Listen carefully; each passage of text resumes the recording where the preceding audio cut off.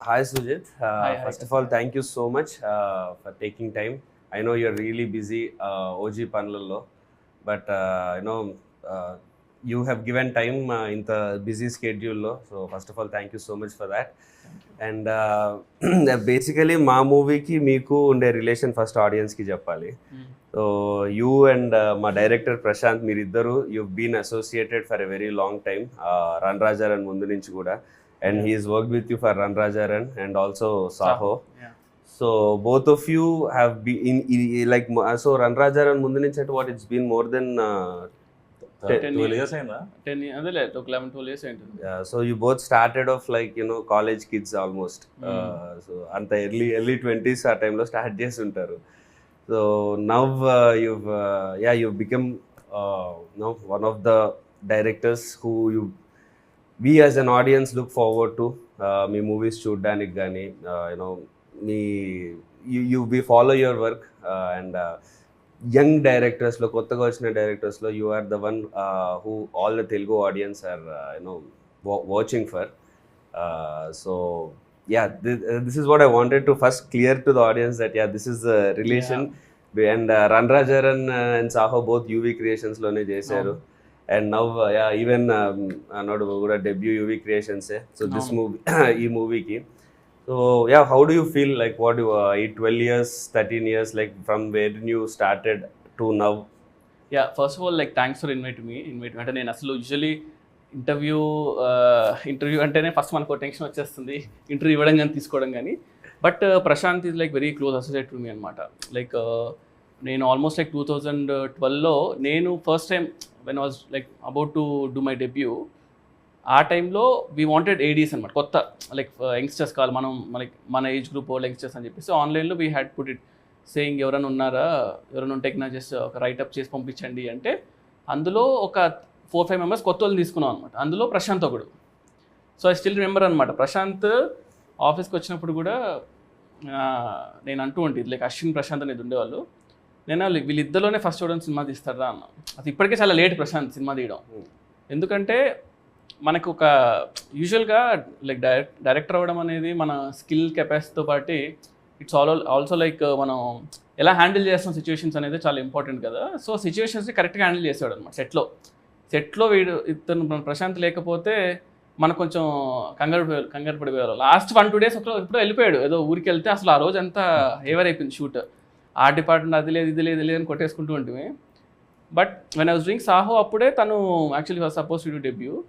మళ్ళీ అది కొంచెం అయిపోయి ఒక స్టోరీ రాసుకున్నాడు. ఎప్పుడు నుంచి చెప్పాడు అనమాట, నాకు ఒక క్రికెట్ ఒక పొలిటికల్ బ్యాక్డ్రాప్లో ఒక స్టోరీ ఉంది అని.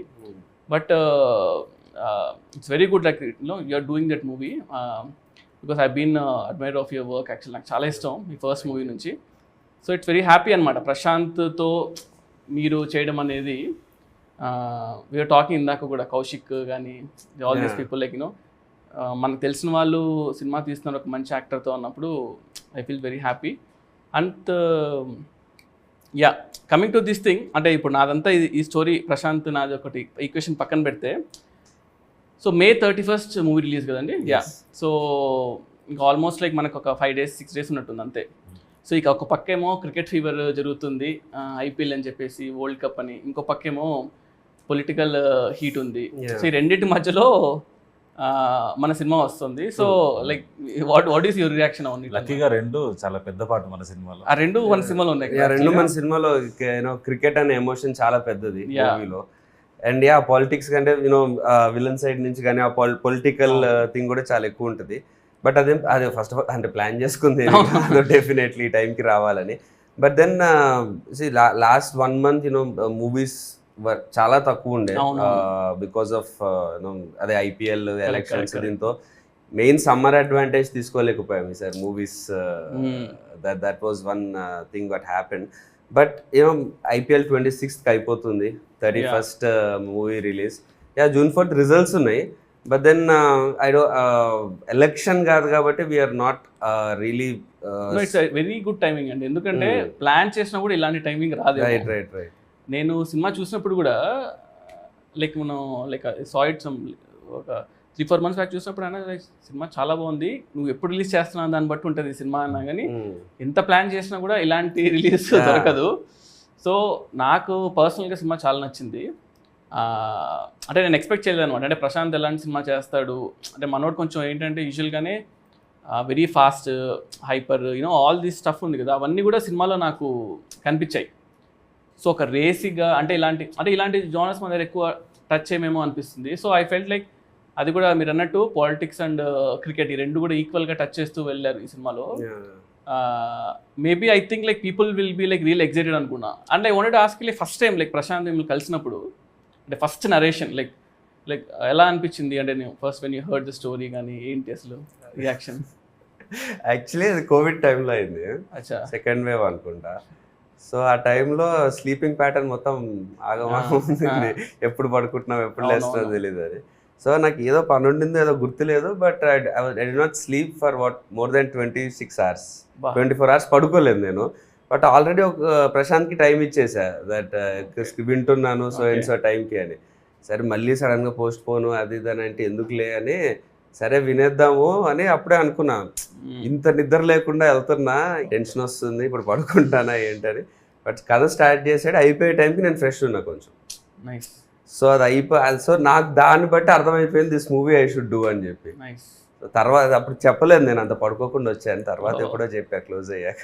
But personally you like cricket కదా, like you play cricket and all. So is that a reason అన్నమాట దానివల్ల? నాట్ రియల్లీ క్రికెట్ అని కదా, like the emotion, father emotion and the edge of the seat action ఏదైతే ఉందో, I would not say action but edge of the seat screen play. So I was hooked. Prashanth narrate చేస్తున్నంతసేపు okay next time అవుద్ది అని.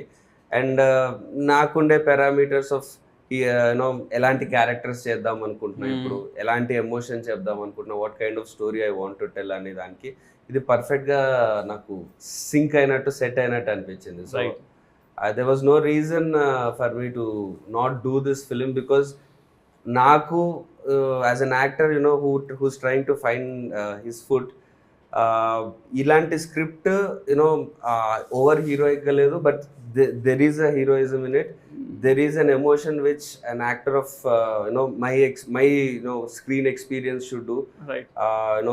Audience కి ఉండే emotion కూడా relatable emotion ఉంటుంది చాలా. ఫాదర్ కానీ ఒక కెరియర్ కానీ చాలా మంది క్రికెటర్ కానీ ఏదన్నా సినిమాలోనో ఏదో ఒకటి చాలా మంచి పెద్ద పెద్ద డ్రీమ్స్ తోని సిటీకి హైదరాబాద్కి వస్తూ ఉంటారు. అలాంటి చాలా మంది మనం కూడా అలాగే కమ్ టు ఎస్పెషల్లీ సార్ నేను వనస్థలి నుంచి జూబ్లీ హిల్స్ వచ్చా, బట్ అది కూడా వచ్చినట్టే.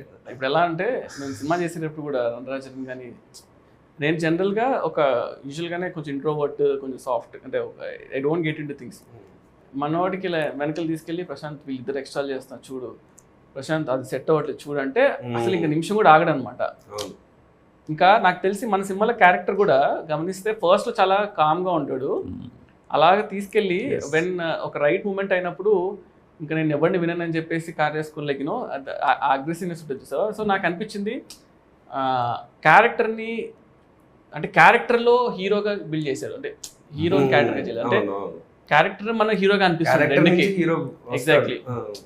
సో నాకు చూసినప్పుడు అనిపించింది అనమాట. అంటే నేను ఇప్పుడు ఆలోచిస్తుంటే కూడా వస్తున్నప్పుడు కార్లో ఈ కథ గురించి ఆలోచిస్తుంటే అబ్బా అప్పుడు చూసిన దానికి ఇప్పుడు ఈ ఐపీఎల్ ఫీవర్లో ఇప్పుడు రిలేట్ చేసుకుంటుంటే చాలా ఇంకా ఎక్కువ రిలేటబుల్ సినిమా చూసిన వాళ్ళకి అర్థమవుద్ది.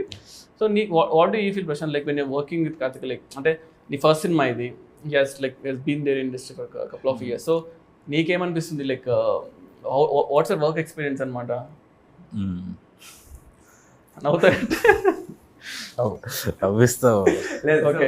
Eventually like I think Prashanth experience చెప్పట్లేదు, నువ్వు ఎందుకు నవ్వుతున్నావు పిక్చర్లో అనుకుంటారు అని చెప్తున్నా.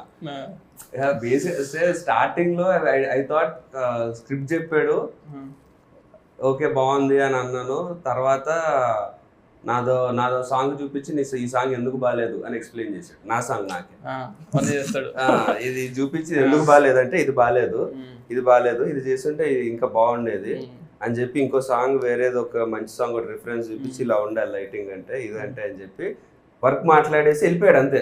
అంటే అసలు ఇంకొంచెం ఏదో ప్లీజ్ చేయడం అంటే జనరల్ డైరెక్ట్ హీరోకి వచ్చినప్పుడు మనం అసలు మీరు అది ఏదో కొంచెం అది ఎక్స్పెక్ట్ అసలు 1% కూడా లేదు. వచ్చాడు కట్ చెప్పాడు, నా సినిమా తిట్టాడు పోయాడు, సర్లే కుర్రో టాలెంటెడ్ ఉన్నాడు కదా పర్లేదు అనుకున్నా. బట్ అట్లా స్టార్ట్ అయింది. ఈ రోజు అయితే లిటరలీ నేను రోజుకి 2-3 సార్లు ఏదో ఒకటి ప్రాంక్ చేయడము, సతాయించడము, ఏదో ఒకటి చేస్తుంటా, ఏదో గెలుపుతుంటా, ఏదో చేస్తుంటా. సో అంటే మొత్తం రివెంజ్, డే 1 రివెంజ్ ఇప్పుడు గట్టిగా తీర్చుకుంటున్నా, బాగా క్లోజ్ అయ్యి సినిమా ఇది అయిపోయింది.